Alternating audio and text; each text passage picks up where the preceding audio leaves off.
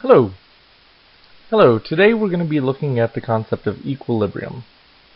And to get us started with equilibrium, we need to revisit a concept of rate of reaction.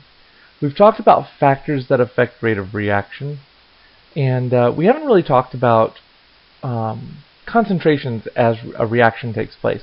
So let's say that we have a real simple reaction where substance A is converted to substance B. Okay? And initially, before the reaction even takes place, the only substance you're going to have is substance A. So if we graph over here concentration of substance A, the amount of substance A we have, substance A is going to be up fairly high on the graph. It's going to be a certain amount, whatever concentration we're starting with. Substance B, on the other hand, and let's use orange for substance B.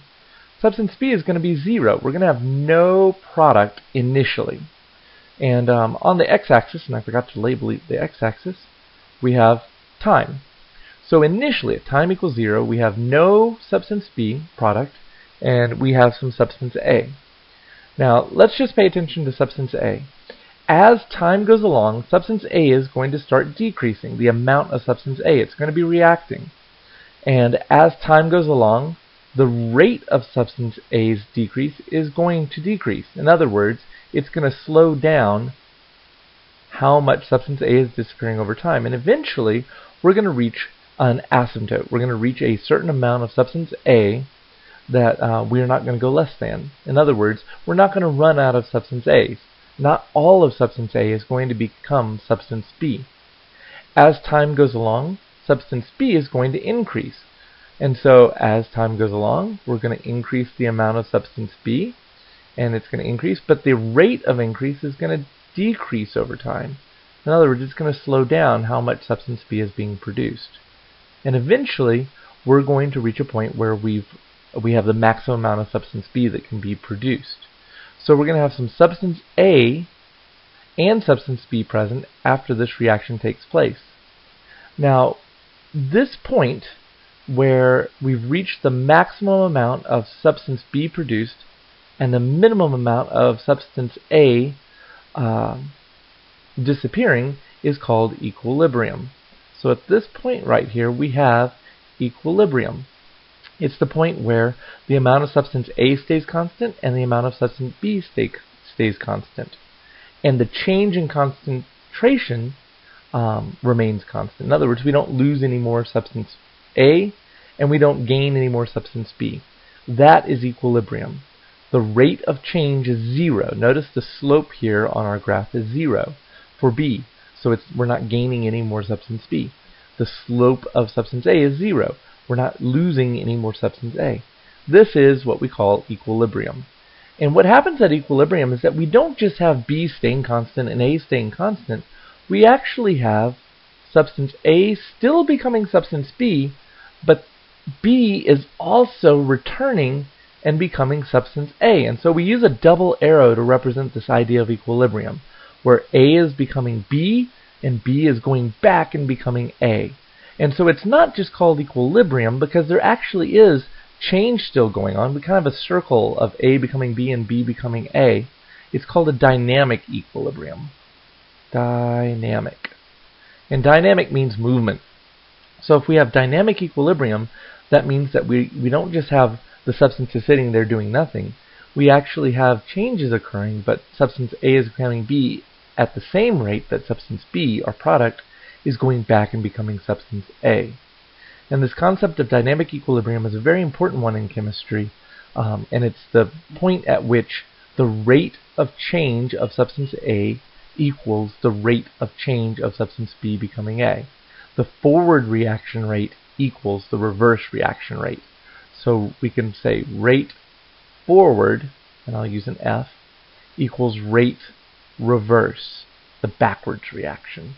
And this, right here, is our definition of a dynamic equilibrium, the point at which the rate of change of reactant equals the rate of change of product. The rate of the forward reaction equals the rate of the reverse reaction. So let's look at a situation that's slightly more complicated than this one. So I'm going to go ahead and get rid of this graph, And let's look at a slightly more difficult situation. Let's look at the situation where we have N2O4 dinitrogen tetroxide, and it sets up an equilibrium, which means it produces product NO2. But notice there's 2 nitrogens, so we need to balance this. 2 nitrogens and 4 oxygens, and 2 times 2 is 4 oxygens. And N2O4 is a gas, and NO2 is a gas. So we have a reactant becoming 1 mole of a reactant becoming 2 moles of a product. And so this is going to change what our graph is going to look like slightly. So on my graph, I'm going to use blue for my product, and on the graph, I'm going to use purple for the reactant. So let's look at what a graph of this reaction would look like. Okay? Again, we're going to put concentration on the y-axis, and we're going to put time on the x-axis. So let's think about what's going to happen just to the reactant over time. The reactant is going to decrease over time because it's going to be reacting. So we're going to start off with a certain amount of reactant, and then that reactant is going to decrease over time until it reaches equilibrium, where the rate no longer changes, where the concentration no longer changes. The concentration no longer changes. Now here's what's a little tricky about this one. For every 1 mole of N2O4 that I lose, I'm going to make 2 moles of NO2. So initially, at the beginning of a reaction, we have no product. And for every little decrease of 1 mole of N2O4, I'm going to gain 2 moles of NO2. So we're going to end up with a sharper curve of NO2. It's going to be steeper. It's going to be twice as steep at every point until we reach equilibrium. So for every mole we decrease of N2O4, we're going to gain 2 moles of NO2. So we have a steeper, sharper turn here, which means that there is a stronger, a steeper curve for NO2's production than there is for N2O4's reduction. And so this means that there must be a relationship that corresponds to this coefficient of 2 and N2O4's coefficient of 1. And so what is that relationship? And since they become a constant over here at equilibrium, there must be some constant that these final concentrations are equal to. So let's look at what the equilibrium constant is, what the relationship is between our equilibrium concentration of product, the blue line, and equilibrium concentration of reactant, the purple line. It turns out that the relationship, this idea of a constant, which we're going to give the symbol KEQ, which means equilibrium constant, is equal to the concentration of our products raised to the power of their exponent, which in this case is 2, but we'll just use x for the exponent here. And this exponent is just the coefficient, so coefficient of the products, divided by the concentration, and these brackets mean concentration, of the reactants raised to their exponent, which I'll give the symbol y. And that's just the coefficient of the reactants exponents. So in this particular reaction, 2 would be the exponent for the products, and 1 would be the exponent for the reactant. And so this equilibrium constant, which is called the equilibrium constant, is always equal to the products raised to the power of the coefficient divided by the reactants raised to the power of their coefficients. So for this particular reaction, the equilibrium constant is equal to the concentration of our products, which is NO2, so the concentration of NO2 raised to its coefficient power, 2, divided by the concentration of our reactants, which is N2O4, raised to its coefficient, which in this case is 1. And of course, with exponents, you don't have to write a 1, but I'm going to write the 1 just to emphasize that the coefficient was 1. So this is called an equilibrium expression. An equilibrium expression is simply the equilibrium constant equal to the products raised to its exponents divided by the reactants raised to their exponent. And this is the way we can solve for equilibrium concentrations. The amount of product we'll make in a reaction and the amount of reactant we'll have left in a reaction. And K is a constant for a particular reaction. And so with some examples, we'll see how this is important. But let's put this equilibrium constant in more generic terms and see what happens if there's more than one reactant or more than one product. So let's erase the screen and see what happens. So let's say that I have a reaction where we have substance A, oops, that's not an A, substance A, and its coefficient is a lowercase a, and this substance is a gas. And it reacts with substance B, and it has a coefficient of lowercase b, and it's a gas. And it produces substance C, and its coefficient is lowercase c, and it's a gas. And it also produces substance D with a coefficient of lowercase d, and it's a gas. What would the equilibrium expression look like for this? So we said the equilibrium expression, or the equilibrium constant, is equal to the products raised to their exponent divided by the concentration of the reactants raised to their exponent. Well, if there's more than one, then we can't just put one product and one reactant. We've got to put all the products and all the reactants. So the way that this works is it's the product of the concentration of each of our products. So we're going to multiply the concentration of C raised to its exponent, lowercase c, times the concentration of D raised to its exponent, lowercase d, divided by the reactants. So the concentration of substance A raised to its exponent times the concentration of substance B raised to its exponent, the coefficient of its, the exponent of its coefficient. And so here becomes a very generic form of the equilibrium expression. Substance A plus substance B producing substance C plus substance D. The reactants are always in the denominator and the products are always in the numerator.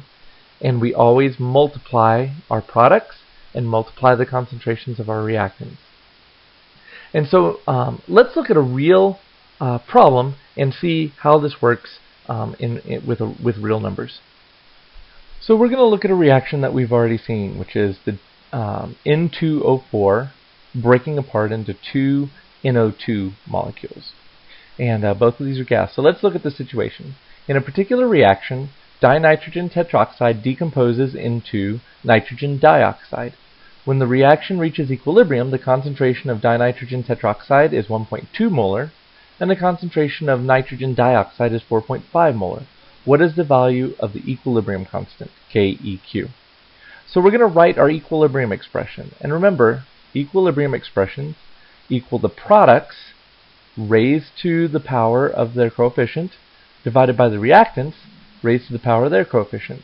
So we're going to put brackets, meaning concentration of NO2 raised to its coefficient divided by the concentration of our reactants raised to its coefficient, which in this case is 1. And I'm not going to write a 1 this time because it's understood that there's a 1 there.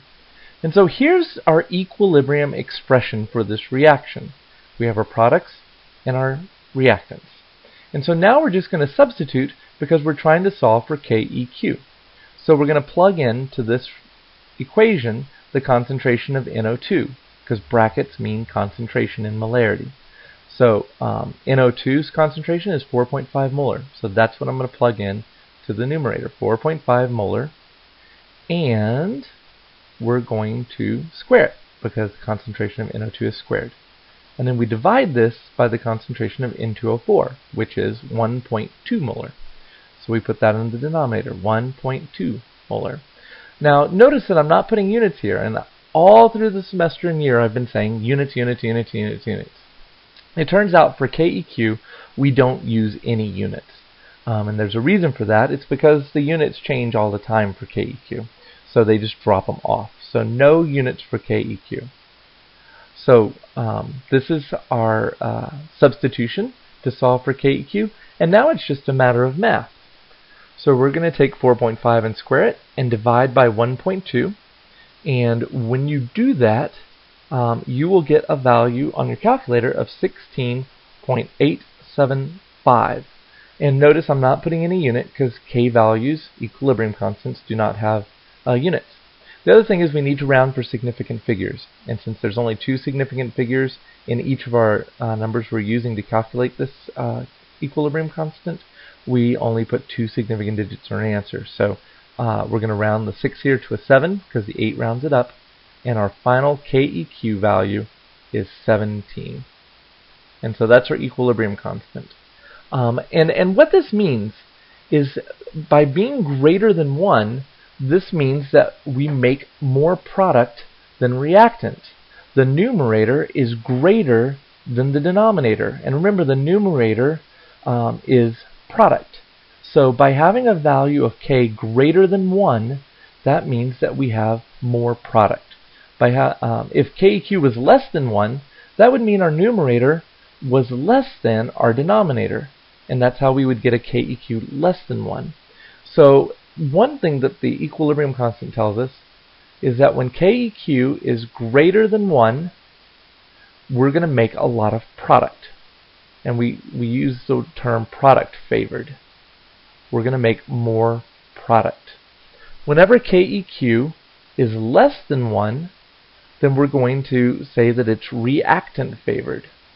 In other words, not much reactant is going to produce product. We're going to keep a lot of reactant present. It's not going to make a lot of product. So this is an important concept here, an important interpretation of the equilibrium constant. When KEQ is greater than 1, we make more product, and when KEQ is less than 1, we make more reactant. And so you'll see in this particular case, KEQ is greater than 1, and you'll also notice that we had more product, 4.5 molar versus 1.2 molar.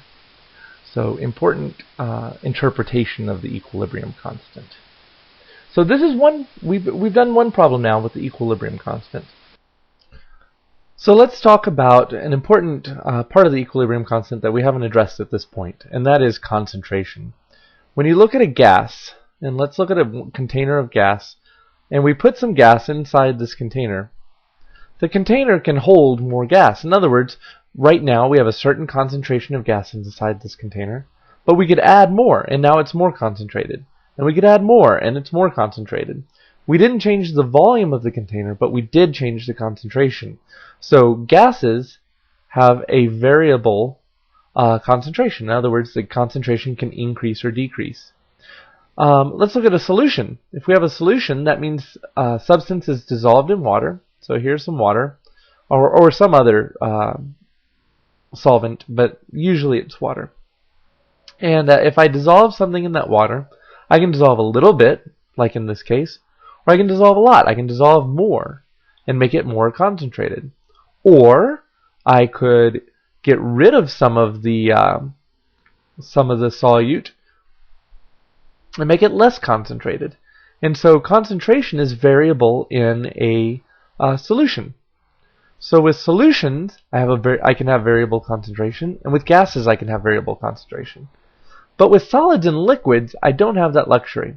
With a solid, the particles are crammed together in a regular fixed pattern, and in a fixed volume, I cannot change the amount of atoms, the number of atoms that I have in that volume. It's a fixed volume and a fixed number of atoms. I can't put any more atoms in there, and so its concentration is fixed. And this is true for solids and for liquids. Liquids and solids do not have changing concentration. So gases and solutions have changing concentrations, but solids and liquids do not have changing concentrations.